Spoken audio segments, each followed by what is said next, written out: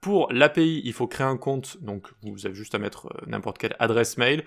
Une fois que vous l'avez créé, vous cliquez ici en haut à droite. Donc moi je me suis appelé John Doe. Vous cliquez sur API et vous cliquez sur New Key juste ici. Le plan c'est Community, c'est le plan gratuit.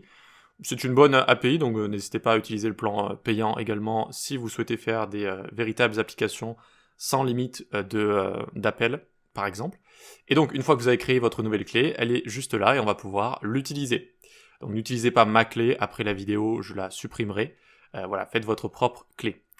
Donc, Documentation juste ici. Vous pouvez cliquer ensuite donc en bas, enfin ici juste là à gauche sur la documentation.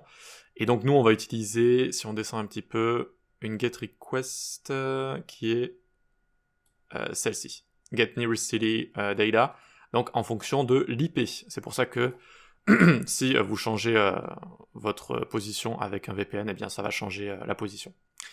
Ok, super, très bien. Donc on va pouvoir commencer. Comme je vous l'ai dit, vous avez le dossier de départ qui ressemble donc à ceci. Le dossier de départ avec un index, un style et un main.js. Des ressources ici, je vous ai trouvé des petites icônes pour gérer tout ça.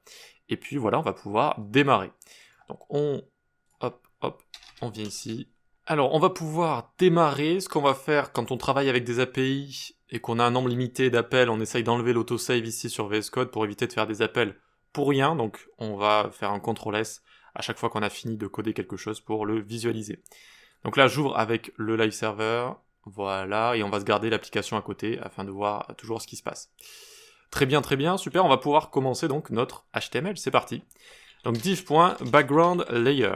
Donc background layer, ça va être le fond qu'on va avoir qui va changer de couleur en fonction de la pollution. D'accord ? Ensuite, on va avoir une div app container. Ça va contenir toute notre application. À l'intérieur, je vais avoir un H1, je l'ai appelé air quality app, comme ça. Je ne suis pas allé chercher très loin. Ensuite, on va avoir une div avec information block. Ça va être le bloc blanc en dessous avec les différentes informations. On va avoir un loader qui aura également la classe active. D'accord, donc ça va être un petit loader qu'on va afficher si les données mettent longtemps à charger. Et donc dans ce loader ici, n'hésitez pas à aller dans le loader, on va mettre une image. Et on va lui donner la classe loader logo juste ici. Et ça va être dans ressources / biodegradable juste ici. Biodegradable. Ici je vais mettre loader icon. Voilà, très bien.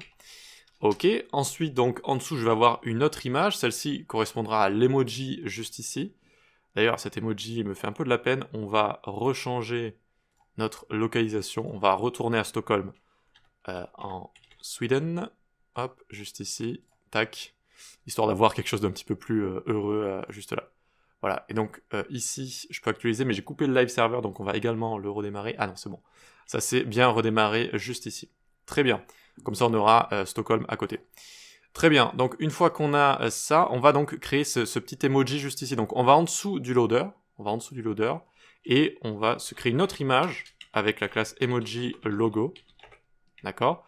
Donc, la ressource ici va se trouver dans magnifyingglass.svg. D'accord ? Et donc, ici, on met feeling icon. Donc, c'est le ressenti, on va dire, le ressenti.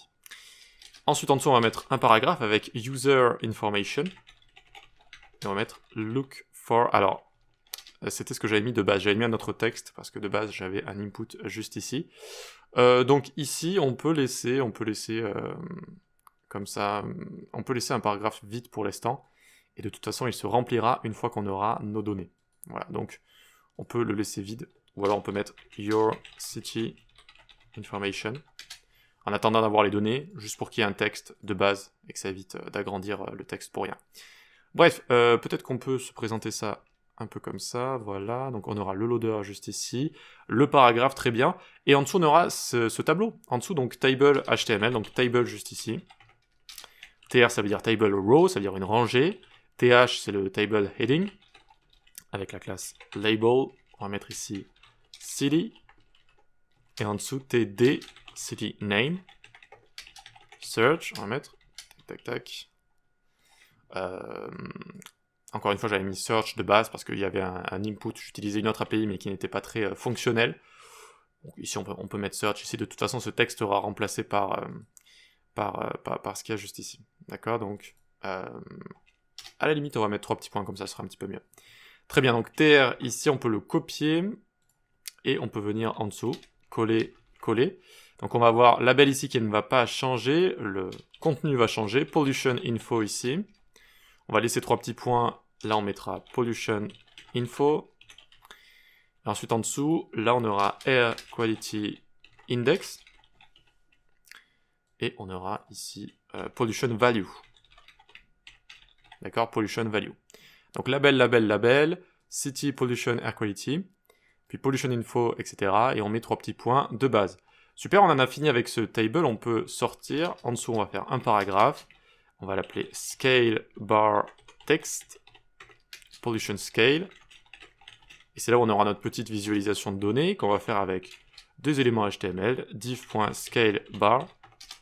On aura une image qui sera notre pointeur, donc je lui ai donné la classe location_pointer. Ce sera le petit pointeur qu'on aura juste ici. Ça vient de ressource location.svg. Et le alt, si vous pouvez mettre pointer ou location. Donc ça, c'est le petit pointeur qu'on a juste là. Il faut maintenant créer les petites barres également. Donc en dessous de notre image, on crée une div avec scale section. Et on se fait ça x 6. Hop. Vous voyez qu'on aura comme ça 6 barres suivant la pollution. Donc on a terminé tout ça. Si je viens ici, je fais CTRL S, ça nous donne ceci. Ça nous donne ceci. Ce qui est tout à fait normal. Maintenant, on va devoir styliser tout ça.